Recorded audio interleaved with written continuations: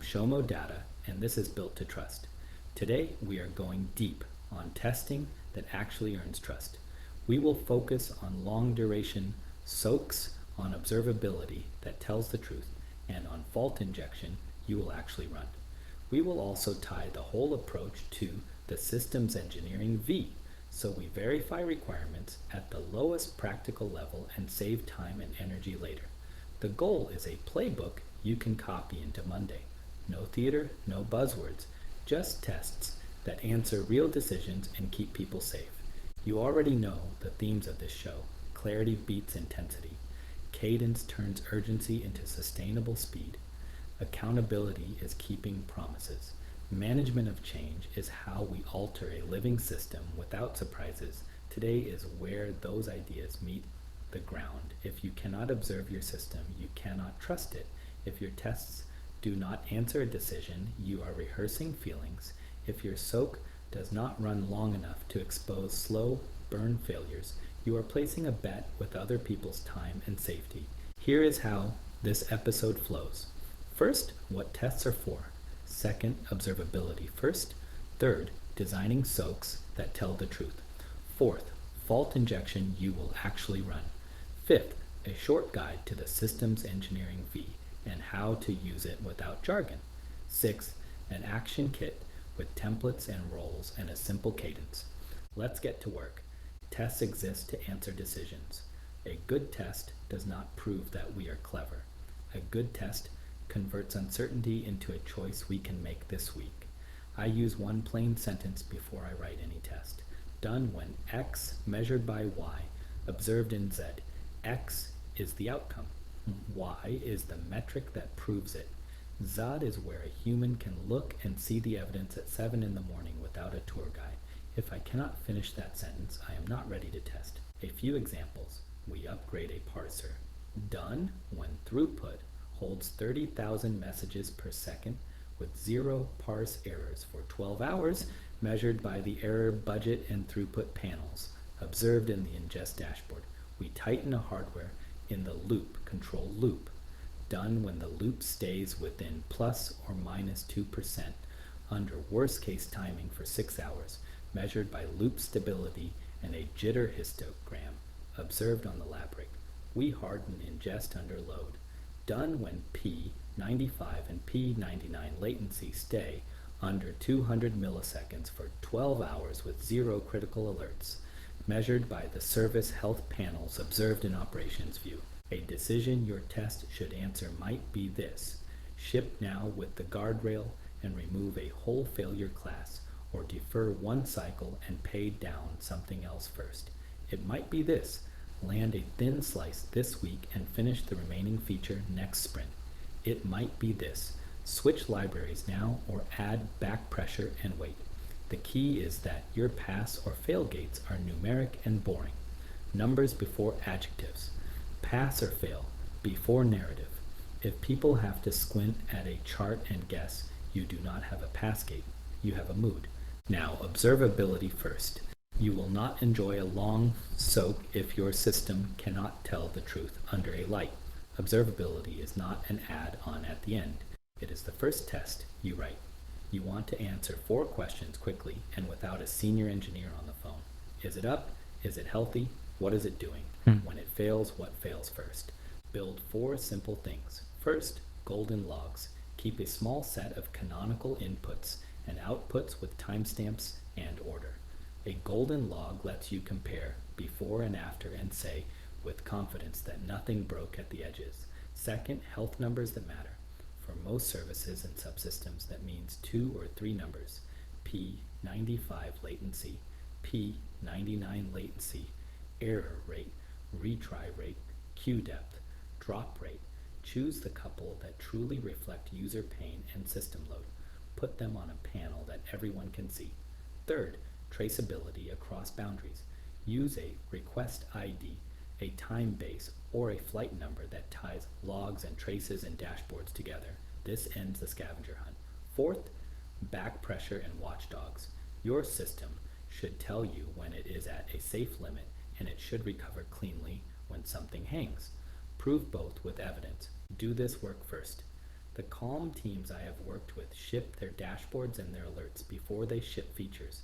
They want the system to tell the truth during a test and during a launch window. The cost looks high up front. The cost is low compared to an afternoon spent arguing whether a change helped or hurt. Now, soak testing that tells the truth. A soak is a long duration, realistic load run. It is designed to surface slow burn issues you will not see in 10-minute tests. Soak catches memory leaks and file descriptor leaks. It catches queue growth and clock drift. It catches garbage collection thrash and retry storms. It catches tail latency spikes that only show up under spiky jitter. It catches dependency flakiness that looks fine for 10 minutes and fails in hour 12. In hardware or in hardware in the loop, it catches thermal, creep, sensor dropouts, and time-based drift. Soak is where lies go to die. Design a soak to answer a decision and write the pass gates before you start. Use that plain sentence again. Done when X measured by Y, observed in Z, then specify the shape, duration, load profile, environment observability, fault schedule, go or no go, and rollback. Pick a duration that fits the risk you are chasing.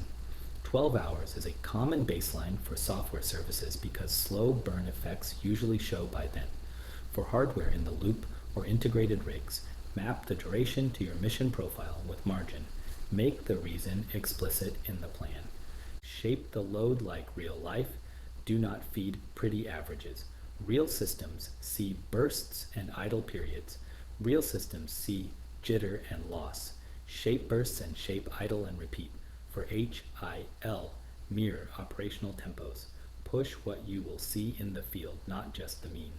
Run the soak where timing behaves like reality. For cloud services, that means realistic network behavior and external dependencies. For HIL, that means the rig your operators will use, with the same checklists and interlocks. Build the panels you will screen, capture. Build them before the run. Build the exact graphs you will paste into the evidence pack. Then you will not spend the next morning digging through logs to tell a story. Plan 2 or 3 faults you will inject during the soak. Kill a process, introduce jitter, skew a clock, flap a dependency, drop a sensor. The aim is not chaos for its own sake. The aim is to prove that the guardrails you claim actually work and that the alarms you set actually tell the truth. Write one boring paragraph that defines go or no go and rollback. For example, we go if P99 latency stays below 200 milliseconds for the full run and there are 0 critical alerts. We know go if we see 2 watchdog events or if queue depth holds above threshold for 10 minutes. Decider is the test conductor. Rollback is build 413 within 10 minutes with a clear step-by-step procedure. When this is written before the run, people argue less and execute more. Make pass gates numeric and boring. P95 and P99 latency stay within spec for the full duration. No monotonic resource creep beyond thresholds in memory or threads or file descriptors or disk. 0 critical alerts. Recovery on restart or rollback within the target time. Golden log diff shows no parse or order regressions. Back pressure engaged under load and shed safely. For HIL, loop stability stays inside the band. Time-based correlation is within tolerance, and sensors and actuators stay within spec. Tell the story with pictures more than adjectives. A handful of screenshots and a single page of verdicts should let a teammate nod and say, yes, that is true. You want a snapshot of each health panel at start and midpoint and end. You want a trend screenshot for any metric that drifted. You want a short note for each injected fault and what you saw. You want a one-line verdict for each pass gate. Keep cost in check. Reuse the same harness across services. Copy the same dashboard and rename the panels. Automate pass gates where you can. Schedule soaks in windows where real people can observe without hurting their sleep. Assign a scribe so engineers do not spend a morning formatting evidence. Now, fault injection you will actually run. Many teams treat fault injection like a carnival you hold once a year. That is theater. Put 2 or 3 faults inside every soak. Schedule them. Observe the system as it recovers. Pick faults that match your hazard list. Kill a process. Does the watchdog restart cleanly, and does the system rejoin without corruption? Introduce network jitter and loss. Do your clients back off, or do they stampede?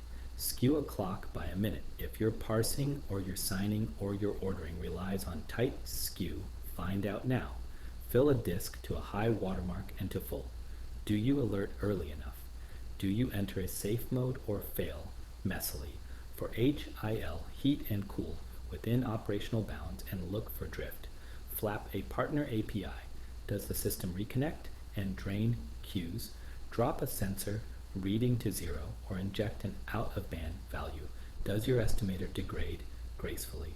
Faults do not need to be exotic. The best test teams I know always run a few simple faults and one guarded spicy one. They choose the ones relevant to this decision. They prove them. Then they move on. Now the systems engineering V, without jargon, the left side is decomposition into requirements and design. The right side is integration and validation.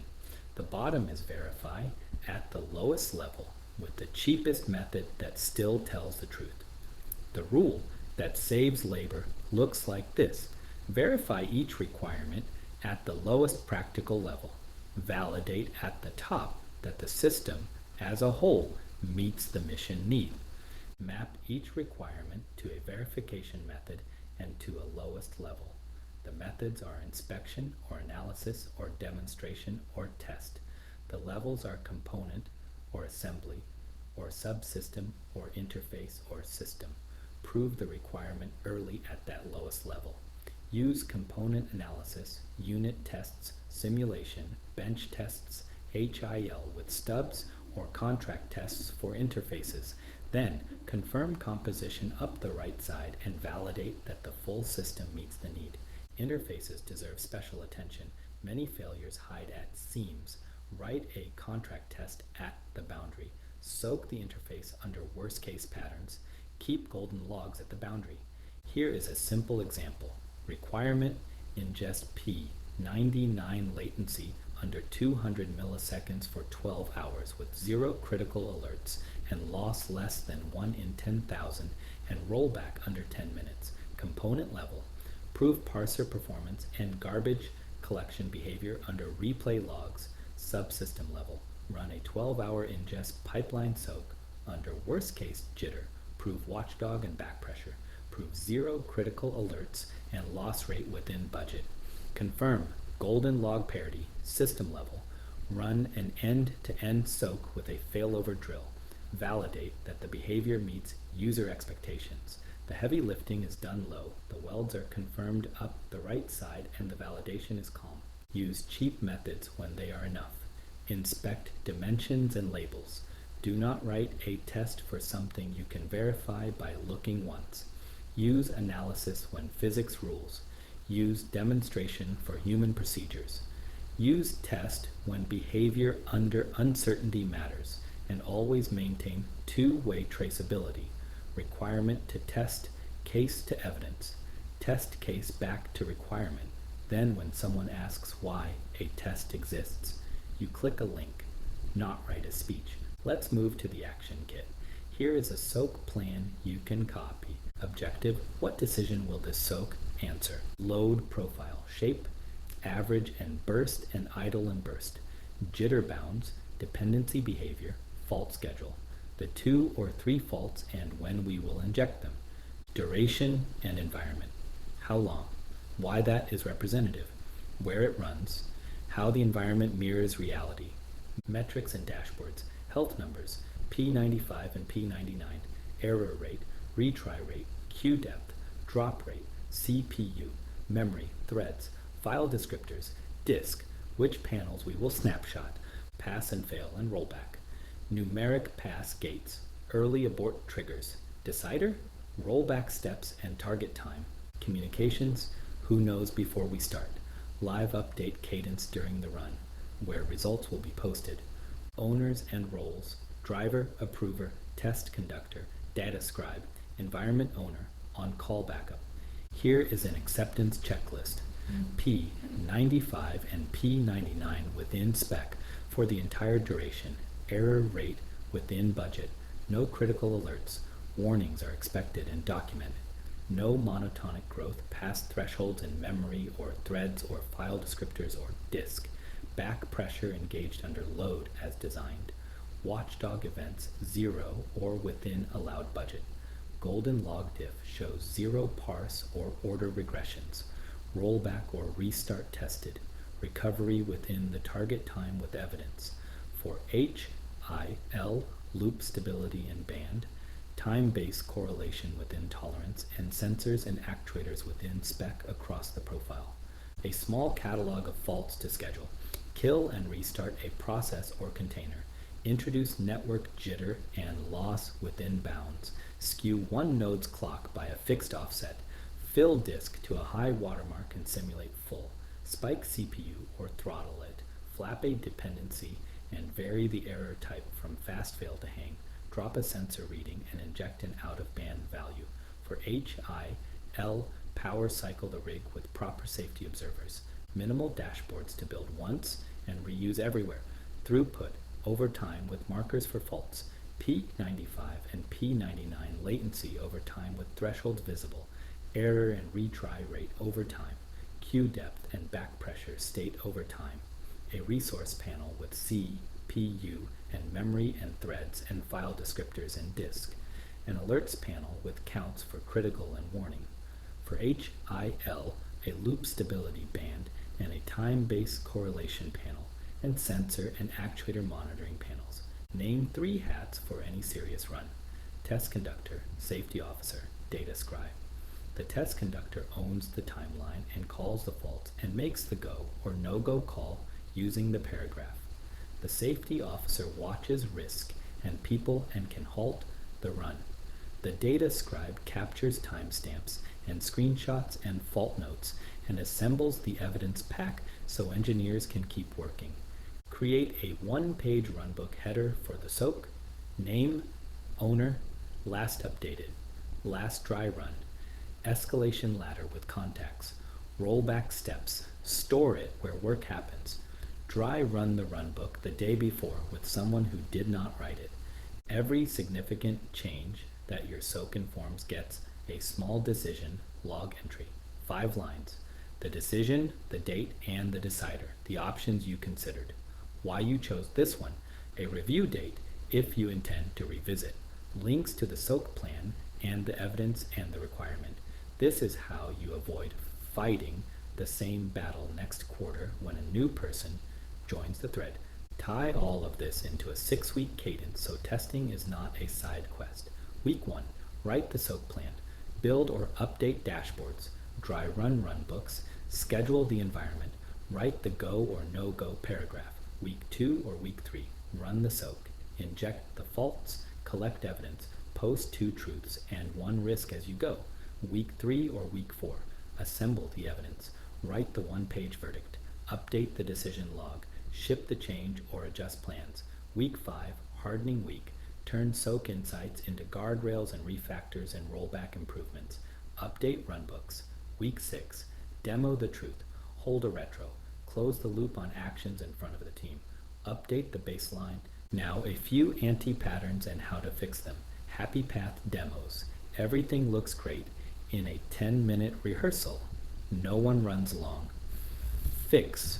Write a SOAK gate for every demo that matters. Rehearse with the same harness. Band slide only passes. Present numbers and evidence. Observability last. People argue for an hour about whether performance regressed. Fix. Build the dashboard first.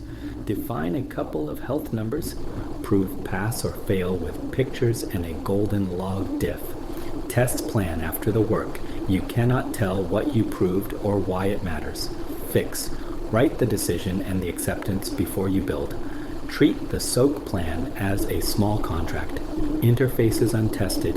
Unit tests are green, but integration fails under real timing. Fix. Write contract tests at seams Soak under worst case patterns. Add a golden log at the boundary. Works on my rig. Timing or environment issues pass locally and fail in the field. Fix. Specify the test environment. Move verification to a shared realistic environment. Rehearse in the same context you will ship. Fault injection as a carnival. You do chaos day once and forget. Fix.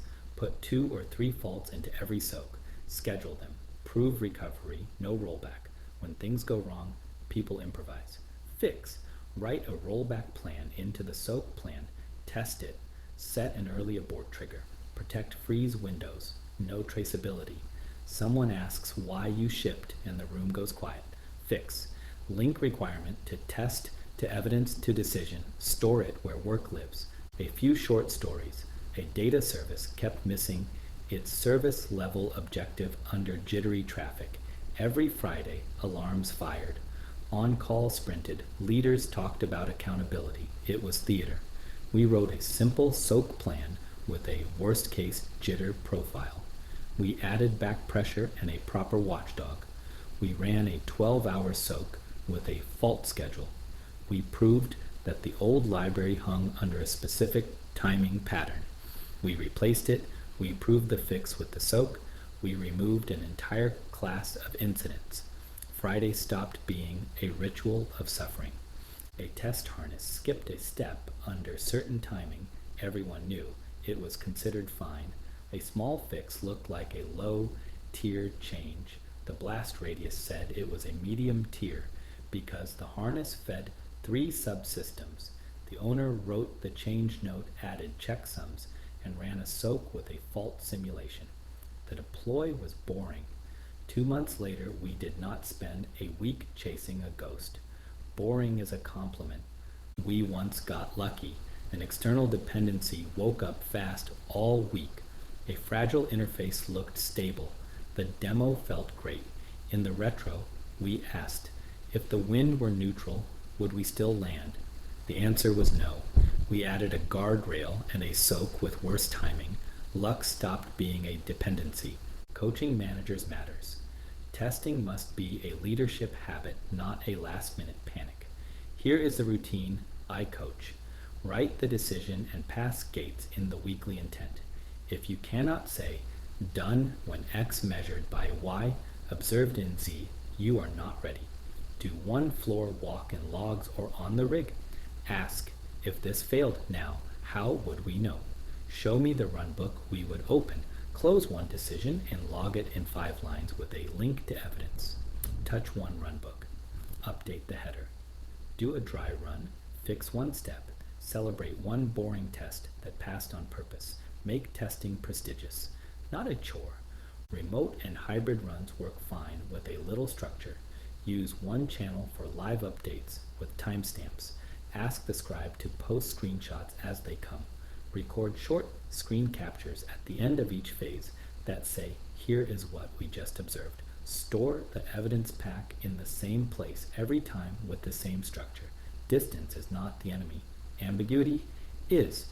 Tie back to management of change. A soak is premium evidence for a change note. When the owner writes that we will replace a client library because the old one hangs under jitter, the soak plan and the pass gates are the proof. The go or no-go paragraph for deploy came from the soak. The rollback steps were rehearsed.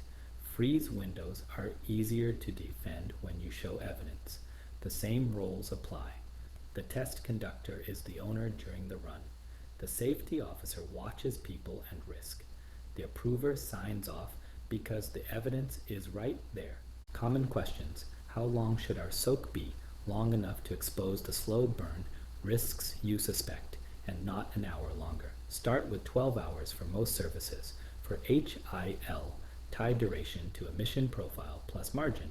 If you do not know, start with 6. If you see no creep, pick the next higher risk and design for that. What if we cannot simulate the full environment? Simulate what you can and be explicit about what is fake. Use fault injection to stress the seams you cannot simulate, and then get a small window in the real environment for a targeted soak with narrow scope and high observability.